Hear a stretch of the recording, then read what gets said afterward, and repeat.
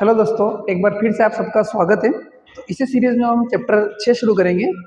देखिए पहला क्वेश्चन क्या है, कोष्टक में दिए गए सही शब्द का प्रयोग करके रिक्त स्थान भरे।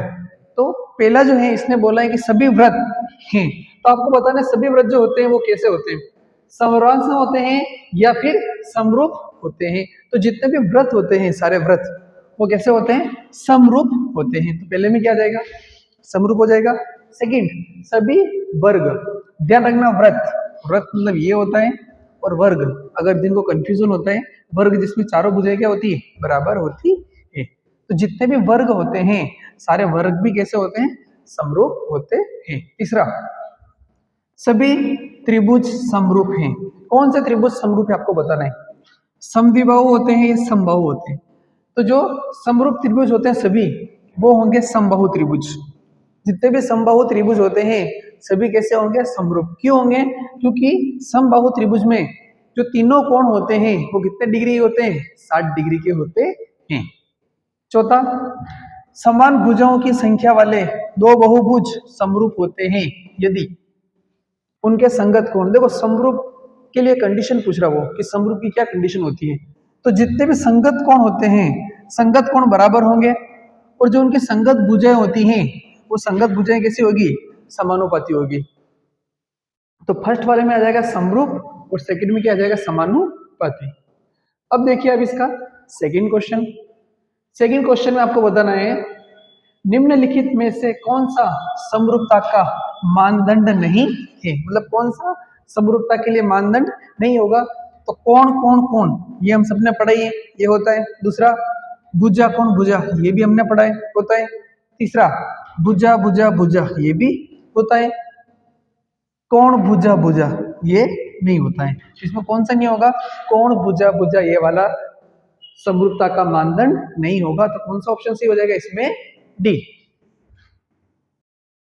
अब देखो आप तीसरा क्वेश्चन, तीसरे क्वेश्चन में क्या बोल रहा है, यदि BC समांतर DE, जो BC है वो किसके समांतर है, DE के समांतर है। तो आपको क्या बताना है, AD बताना है। तो हमने रूल पढ़ा है कि जब किसी त्रिभुज में इस तरीके से अगर दो रेखाएं समांतर होती हैं तो क्या नियम लगता है, इस भुजा का इस भुजा के साथ अनुपात क्या होता है, बराबर होता है। तो क्या सूत्र लगेगा इसमें, AD बटे में DB बराबर AE अपॉन AC।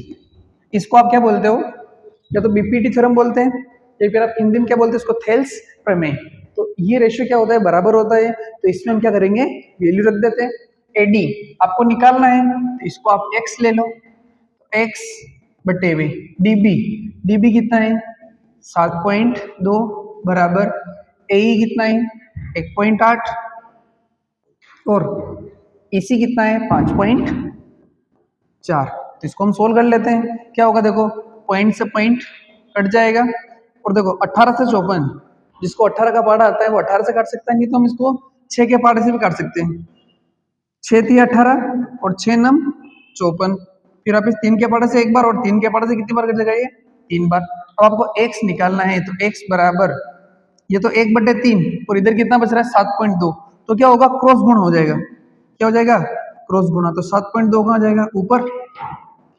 x निकालना है तो 7.2 का 1 से गुणा करेंगे तो 7.2 और उसको कर देंगे 3 से भाग। तो आप 7.2 को 3 से भाग लगाओगे तो आपके पास क्या आ जाएगा, 2.4। इसमें कौन सा ऑप्शन सी हो जाएगा, बी। तो अपने 6 चैप्टर में सिर्फ 3 ही क्वेश्चन बन रहे हैं। अब हम शुरू करते हैं चैप्टर नंबर 7। तो देखिए चैप्टर नंबर 7 का पहला क्वेश्चन क्या है, पहला क्वेश्चन है मूल बिंदु का शीर्ष क्या है, या फिर इसको बोल सकते हैं मूल बिंदु के निर्देशांक। तो मूल बिंदु के जो निर्देशांक होते हैं याद कर लेना, बहुत अच्छा क्वेश्चन है। क्या होते हैं, 0,0। इसके बाद सेकंड, दूरी सूत्र लिखिए। तो दूरी सूत्र लिखने का क्वेश्चन आता है डायरेक्टली। तो क्या होता है आप सबको पता है, x2 माइनस x1 का square plus y2 minus y1 का स्क्वायर, और फिर हम इसका क्या ले लेंगे, स्क्वायर रूट। तो क्या होगा, दूरी सूत्र क्या हो गया, x2 माइनस x1 का square plus y2 minus y1 का स्क्वायर, और पूरे का क्या ले लेंगे, वर्गमूल। अब क्वेश्चन नंबर 3। क्वेश्चन नंबर 3 है कि आपको बताना है एक्स अक्ष से दूरी 3,4 की। देखो अच्छा क्वेश्चन है ये कि इसने बोल रहा है 3,4 की आपको दूरी किससे बतानी है, एक्स अक्ष से। और देखो चौथा क्वेश्चन क्या है, 7,9 की दूरी आपको किससे बतानी है, वाई अक्ष से। दोनों क्वेश्चन बिल्कुल सेम है। तो देखो दूरी कैसे निकालते हैं, आपको एक्स अक्ष से दूरी निकालनी है, तो इसमें जो आंसर होता है वो वाई वाला हो जाएगा। और अगर आपको दूरी बतानी है वाई अक्ष से, तो आंसर कौन सा हो जाएगा, एक्स निर्देशांक आंसर हो जाएगा। कैसे, देखो ये किसका होता है, फर्स्ट जो हम लिखते हैं ये हम लिखते हैं एक्स का, और ये किसका लिखते हैं, वाई।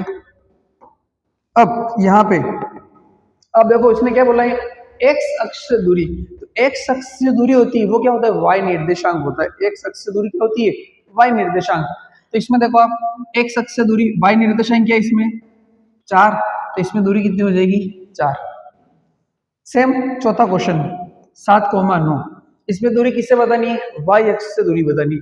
तो वाई अक्ष से दूरी क्या होगा, एक्स निर्देशांक हो जाएगा। तो इसमें देखो एक्स निर्देशांक कितना दे रखा है इसने 7, तो इसमें दूरी कितनी हो जाएगी 7। अब पांचवा क्वेश्चन, मूल बिंदु और 6,8 के बीच की दूरी बतानी है। तो आप सबको पता है मूल बिंदु क्या होता है 0,0, और अब आपको निकालनी इन दोनों के बीच की दूरी।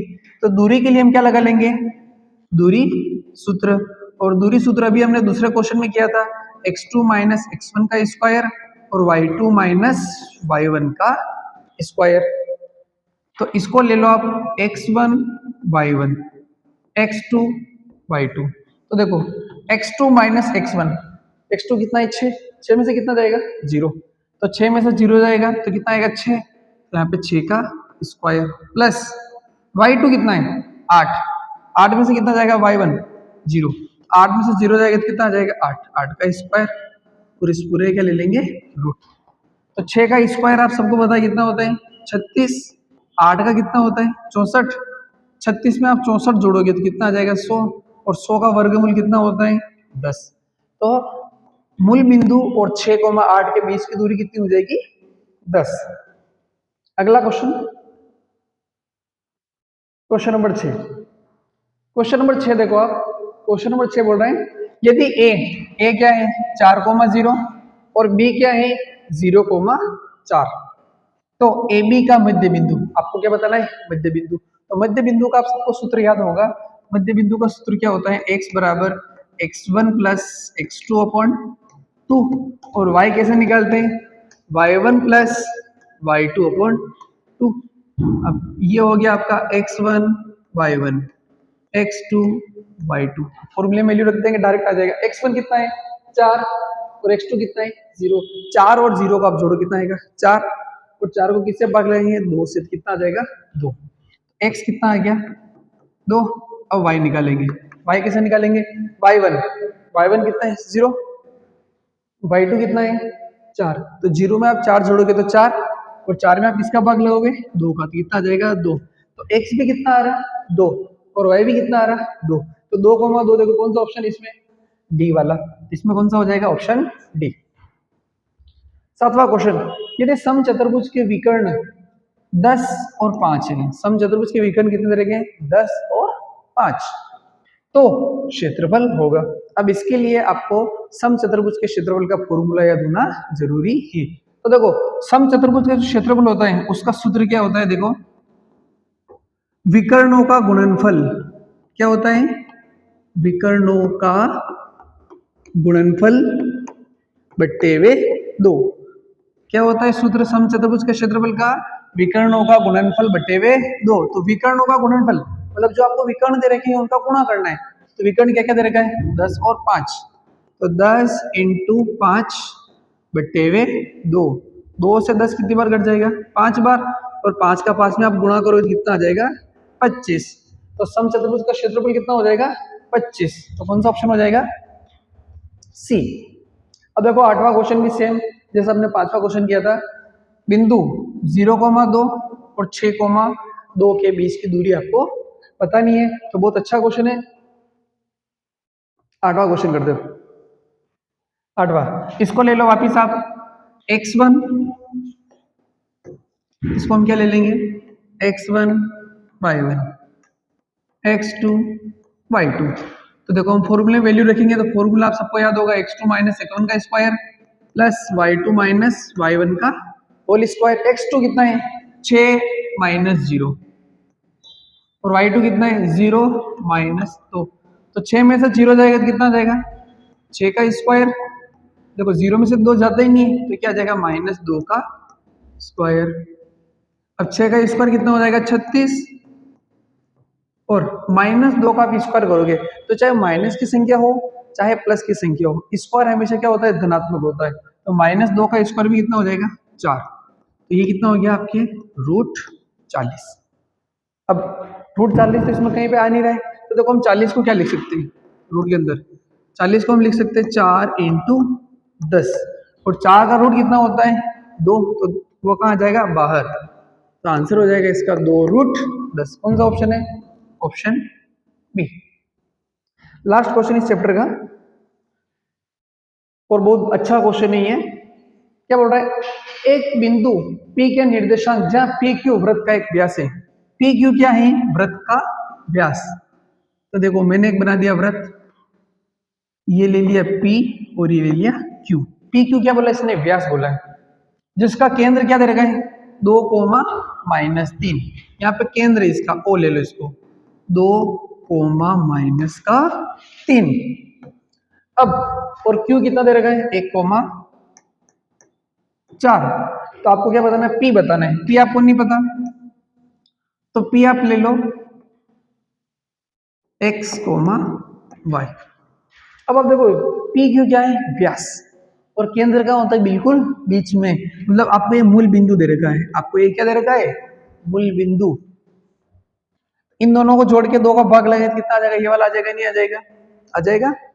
तो इसको कैसे करेंगे देखो भाई इन दोनों को जोड़ेंगे और 2 का भाग लगेंगे तो कितना आ जाएगा ये आ जाएगा। इन दोनों को जोड़ो x में 1 तो x प्लस 1 वो क्या है मूल बिंदु है वो क्या है सॉरी मूल बिंदु नहीं मध्य बिंदु ये तो केंद्र है। तो x प्लस 1 बट्टे वे 2 इन दोनों को जोड़ के 2 का भाग लगाएगा तो कितना आ जाएगा 2।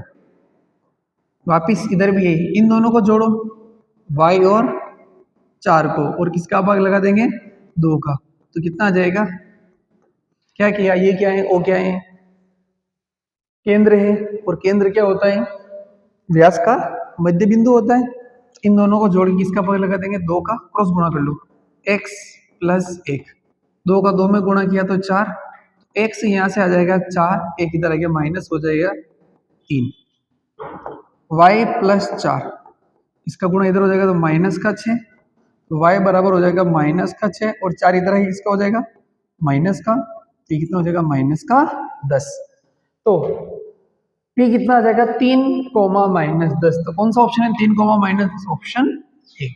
इस वीडियो में हमने चैप्टर 6 और साथ में जितने भी एमसीक्यू या फिर जो रिक्त स्थान वाले क्वेश्चन बनते थे वो हमने सोल्व किए। ओके।